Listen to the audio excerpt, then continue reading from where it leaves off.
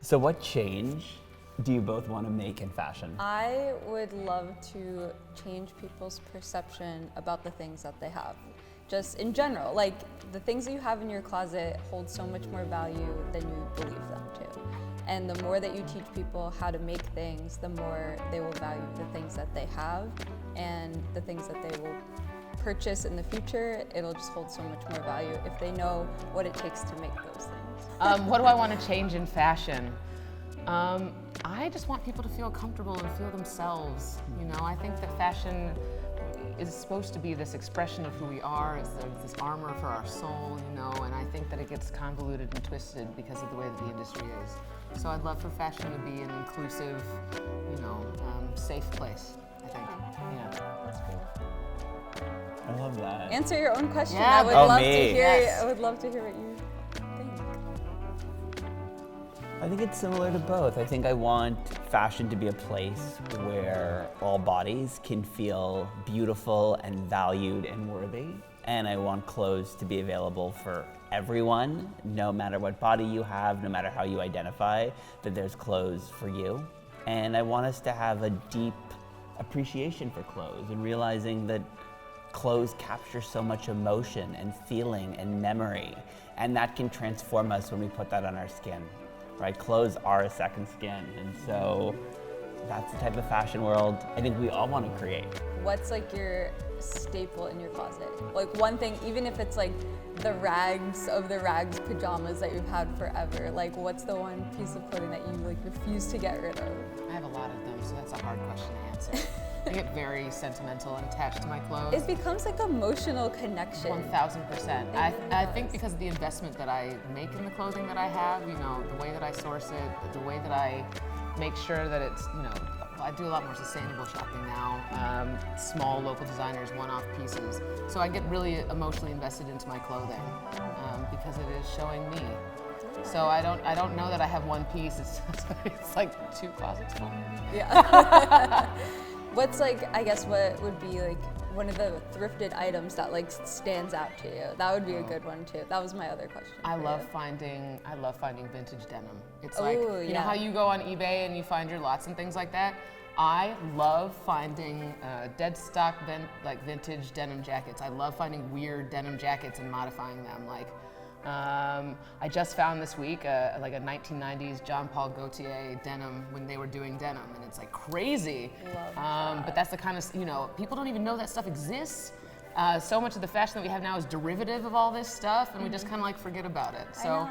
I love finding denim. I think it tells the story of American fashion really, you know, beautifully. Yeah, the history too of like fashion in general, I feel like has gotten lost, and I like that there's now a little bit of a resurgence of people getting interested in like the history of these brands and like who was the first to do certain things. And I feel like that again goes back to like if you understand the history and like who like invented these things and what it took to make these things possible. Again, like when you take a secondhand piece and you look at it, you're like, oh my gosh, this has so much life still left to give. And it could be like craftsmanship. It could be like 30, 40, 50 years old and it's still in good shape. I love that. Do you have a favorite thrifted item? Yeah, I'm thinking of the piece that's like the most meaningful. I think it's actually an item that one of my students made for me, and it's a blazer. And she's indigenous and did this beautiful floral beading all on the back, and it's like it's growing, so it like grows on the shoulders and goes back, and she put a Star of David on the back to kind of make me think of my own like Jewish heritage. And in many ways it was like a reminder when I wear it of like what allyship with Native Americans can look like, by thinking that it is about working together, flourishing, and thinking of my own place on this land. And so that's a piece that she made for me, and it's a piece that I think could be in a museum. My question, I'm really like fascinated with the way that our like future selves manifest. So I'm just wondering if there's a point for either of you when you were little when like there was a little window to show that this was a thing. You know what I mean? Yeah, because it comes in unusual ways to me when I reflect back, because I had no idea that this was in, but I can see the seeds from being like very young, you know? So I wonder what those are for you. If there was a moment where you're like, oh yeah, this is the thing. It's so funny because like when I think back to it, I always was like tinkering and making things, and I would like make Barbie clothes and make things, but I never was like, oh, I want to become like a fashion designer or a designer at all. Like, but now I look back and I'm like, I was very like entrepreneurial about it too. I was like, I wanted to make like these Barbie clothes and I wanted to sell them and I wanted to like craft something. And I was using like paper and I was using, you know, all these random objects, but I never thought about it until like recently, like, oh, it's actually a connection. Oh, funny. I believe in manifesting for sure. 1000%. It's funny to go back and look at little you and see those little, you know, where it wasn't even a spark yet. It's just a thing you're doing, you know. I just think it's so like there's some lovely kind of full circleness. How about you?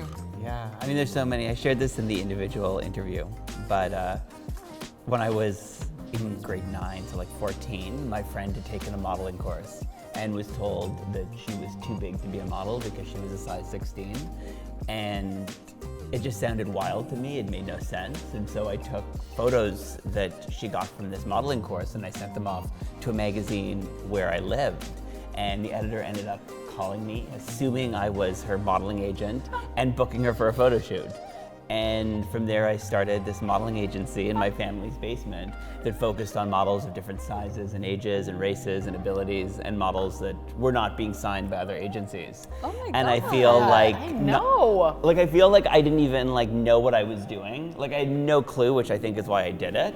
But it was like, I don't see the world the way the fashion industry saw the world, and I wanted to bring that perception and the perception of like my friends and their families into fashion. And I think that very much like kind of set the road that I continue to follow. What about you? What's the moment where Well, so I lived in Oklahoma for a while. And it's a very strange place to be a woman. And I found ways to rebel, and I would make these little T-shirts that like said phrases on them. I just ironed on my political leanings and things, and it wasn't to like make clothes or anything like that. It was just because I really wanted people to know what it was. And I think that attitude has very much carried over in like my mission orientedness. But it has only been recently that I looked back at that and I was like, oh, there she is. That's where, okay, she'd been here this whole time. It's not such a mystery, you know? Yeah. That's incredible. Yeah, I just think it's like lovely to reconnect with our little tiny selves to, you know, give props to that, you know what I mean? Yeah. And I think to trust that, right? I think the world tries to tell you not to follow those instincts or push you along a different path. Yeah. And I think kind of reflecting and remembering that and holding that with you helps kind of guide you on this journey. Yeah, all that I inner love child that. feeling. Tapping into also like things that you were into when you were younger, and like just like being a little bit nostalgic about what you're doing. And so especially to young people, it's like enjoy the present and like take it all in, and like those are the things that you'll look back at and probably end up referencing someday. And I mean, there's such like strong sense of play and all. You know, there's like you have to have a connection to your inner child basically to keep your creative flame alive through adulthood. I really truly believe. Mm-hmm. Yeah, you can't lose it. You can't lose that sense of wonder and curiosity, because life would be really boring if you didn't have it. And we wouldn't get vests with little cars. You wouldn't get car vests on it. We definitely You have wouldn't. to have a sense of play in what you do. Like why Junk Couture? Why we ended up here? What's the reasoning behind? Well, I mean, I feel like there's so many reasons to be excited about this, to be involved with this. I mean, sustainability is the future, and we need to be getting kids excited about other worlds that we can build together. You know what I mean? And I think that this is a great opportunity to imagine different things and then to actually put it into action. And that's really inspiring to me. I also love things that are different and trying new things. And I think Junk Couture is doing a lot of exciting work all over the world. Yeah. You know? Yeah.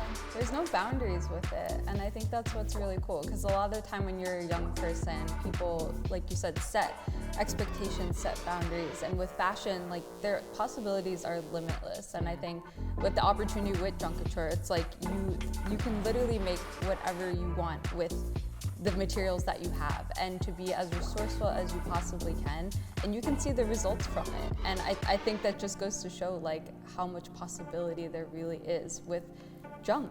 Yeah. Well, Ben and I were talking earlier about how important it is to inspire youth and how little it takes, how little it actually takes to give them autonomy and make them feel in charge of something, and to give them that self-esteem boost is really important. You kind of forget that as an adult. It gets easier and easier, but it's hard being a teenager. Giving them the space and it's just, I don't know, it's just great. Yeah, I agree with both of you. I think in many ways what inspired me to take part in this was fashion is not working in its current form. We know that as an industry, and we certainly know that as a world. And I think Junk Couture is about world making. It's about making a new fashion industry in a new world with existing materials that are already there. And I think so often when you've been in an industry for so long, we've talked about this, you just reinforce everything you've already learned. And I think what I love the most about this is that we're asking young people who don't have decades in the fashion industry, who haven't gone to fancy design schools, to create fashion. And that's when imagination and vision and fresh perspectives truly emerge, because the industry or school or the world hasn't yet taught you how you have to think. And so I'm just so excited to see what incredible possibilities and creativities emerge from this. Yeah. I'd say the confidence to go on and to continue to create.